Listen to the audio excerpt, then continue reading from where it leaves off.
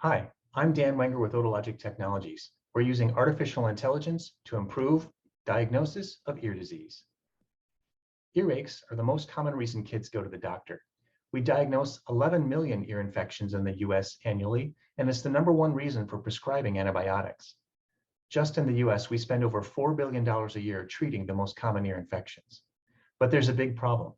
Studies suggest primary care diagnosis is incorrect up to 70% of the time. It's not that our doctors want to do a bad job. It's because today's ear exam process is notoriously difficult and entirely subjective. It's often a cranky toddler squirming away as you try to get a quick view with that little otoscope viewfinder, working around obstructions like hair and earwax.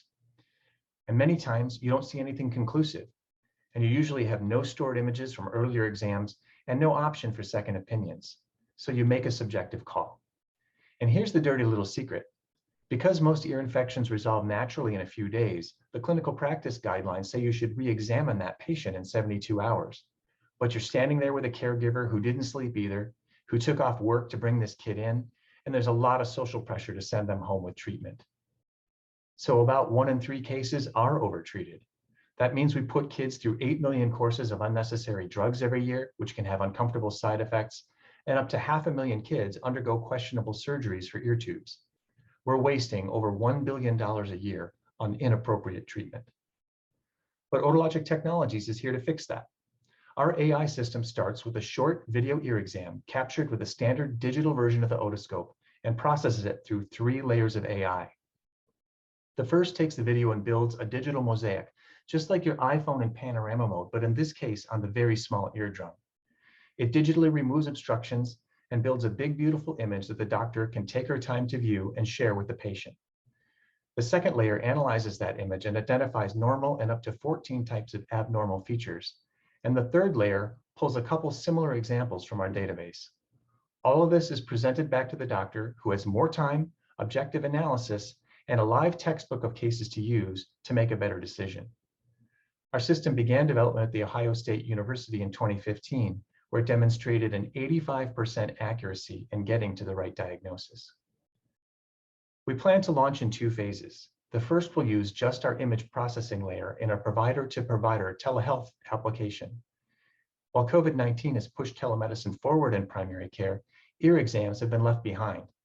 With our system, capturing a good image is much easier, and that composite image can be shared with a remote ear specialist, providing all the context needed for a good consult. The other thing this approach does is simplifies our launch cycle. Our diagnostic AI will require FDA approval, and this first version will not. We plan to embed our application within the EMR system used by about 60% of hospitals. This keeps our development focus on AI features, and we'll let those guys handle patient case management. This also makes installation easier from a technical and training perspective. Here's how our application works. We connect a remote ear specialist to a primary care exam room, which could be at a walk-in clinic or even at a school nurse's office. The practitioner with the patient uploads a short ear exam video into our application, which turns into the mosaic image. Now, instead of relying just on this bandwidth-hogging video that offers only a little view anyway, we have a big, beautiful image which provides the full eardrum context, and the remote specialist has everything needed to give a consulting diagnosis. Because we're doing post-processing on existing videos, our system can work with any digital otoscope, which is unique. The other 2 companies in this space are treating their ear disease AI as add-on features for their own custom otoscopes. Also, we're the only company that has patented this technology. To be successful, we do need digital otoscopes to gain ground, but this trend is already underway, and our research has turned up no red flags for adoption. We estimate the features I mentioned to have a market potential of $260 million each, $156 million of which will be available on day 1 of our launch in the EMR App Store. Our team includes the primary inventors of the technology and experienced medtech executives. We're also partnered with The Ohio State University, who continues to provide new patents and other support. For more information, find us at otologictech.com.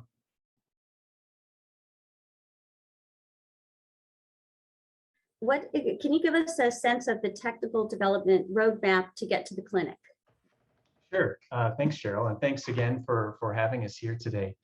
So from our standpoint, I kind of touched on it briefly in the quick little video presentation, but one of the things that we'd come to the conclusion on as COVID impacted all of primary care, so pushing really telehealth, as Joe's just mentioned, to the forefront, the ear exam process does not translate well. And I kind of touched on this squirming toddler. A lot of health systems don't even try to do ear exams through a telehealth type application. So one of our concerns in the current situation is if there are parents that are concerned about taking their kids to the doctor or pushing off those kinds of visits, it can lead to, as Joe just alluded to, increase in antibiotic uses and essentially kind of misdiagnoses, which lead to potential for candidacy for these ear tube surgeries that aren't all necessary. So from our standpoint, kind of coming through this pandemic situation, realizing that there's a real need for the telehealth application here, we determined that we could take our larger kind of 3-layer AI approach, which the FDA will consider the full product to be a software as a medical device, and they'll have to clear it as we apply for clearance, et cetera. We realized that we can take just that first layer that builds this composite image and put it in a telehealth application. So that simplifies our path to getting a clinical application significantly.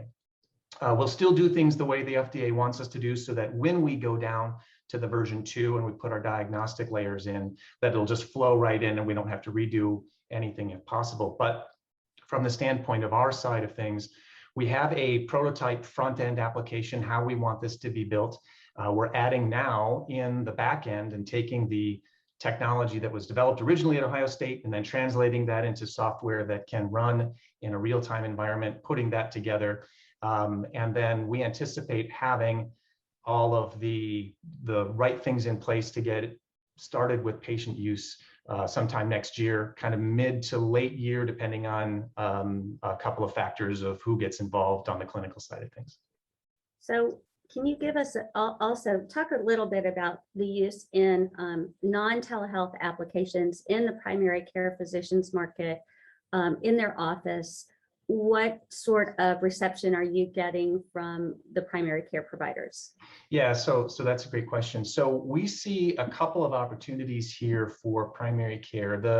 The first application that we've talked about of doing the telehealth consult, that will really be sort of a second opinion.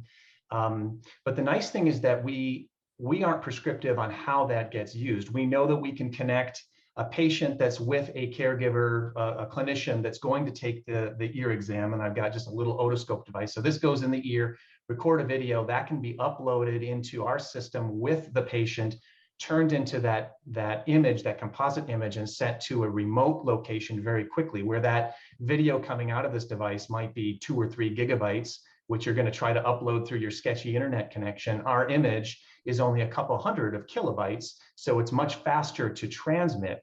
So we anticipate the primary care users, it could be that we're dealing with a pediatrician's office that wants an expert ENT opinion from somebody maybe at Wexner and in the ENT clinic. It could also be that the pediatrician is connecting to a remote walk-in clinic, or it could be a rural healthcare clinic, or it could be a school nurse's office. Anybody that's trained with that basic otoscopy capability can then get that consult. So we see it being used a couple of ways. We've actually done some survey work with potential users just to make sure that we kind of understood, there's a couple of things we need to have happen in primary care. And one is that we have to make sure that the digital otoscopes are available. So we did some survey work to make sure that there was no kind of red flags there. Right now, our data suggests about 20% of clinics have digital otoscopes. But the new sales, the data suggests that about 40 to 50% of new sales are in the digital market. So that trend is kind of underway. The other piece is making sure that users are comfortable adopting that technology. Once you're trying to change clinical practice, that can sometimes be a bit of a challenge. So our survey suggested that we basically had 90 clinicians that we were able to walk us through a whole bank of questions. 98% of them were comfortable or didn't have any objections to adopting digital otoscopes. 95% of them said that digital image that we were talking about would be helpful to their diagnostic process. And 87% said that it would be helpful for them at sometimes at least to have that second opinion through some kind of a remote connection. And then finally, we asked the question to make sure that, you know, a lot of what we expect is going to be selling into health systems, so hospitals, multi-hospital systems. That's always a committee purchase. It's always a bit of a challenge to get into those groups. There's always going to be users represented. In our survey, 87% of the user respondents suggested that if they were on that purchase committee, they would support investigating our product. So we thought we've got some pretty good results from the user side of things. I'm curious if you asked the question or got any data back on how helpful the pediatricians thought the images would be in explaining to the patient's parents that an antibiotic was not needed. Yeah, so I mentioned, I call it the dirty little secret in the video that I did, where I talk about how there is this social pressure for clinicians to treat patients that have come. And I think it's the same thing Joe was just mentioning. There's just a lot of pressure. People want to go home with something that they think will help, but a lot of cases, it's not really necessary. We actually asked the question that even if your exam came back normal, saying that you didn't see anything wrong with the eardrum, but there are other symptoms there, how often do parents or patients expect some kind of treatment? We actually heard that 44% said they felt that the patients and parents expected treatment. That doesn't necessarily, we didn't ask the question, do you overtreat? And obviously we aren't going to ask it that way, but we did hear that they thought it was, the social pressure is there, kind of validated that. And then when we talked about how often would you want to share that image with the patient, 95% said it was useful to have this. 93% said that it would actually be something that they would share with patients regularly. Great. And one more question. Can your device differentiate between viral and bacterial otitis media? It's a great question. And our device cannot distinguish between the types of the otitis media, but you'll get a very clear, and I'm talking about kind of the version 1 version. So version 1 is really just going to be that image. We know that we've got doctors that do this all the time, and especially in doing the remote connection, we're trying to get into the most experienced experts to do their expert analysis. When we get into the diagnostic layers, we're really looking using computer vision features. So we're going to notice things that are more, we'll notice the discoloration, we're going to notice some of the other things. It'll be a little bit harder to get into whether it's a bacterial or a viral infection.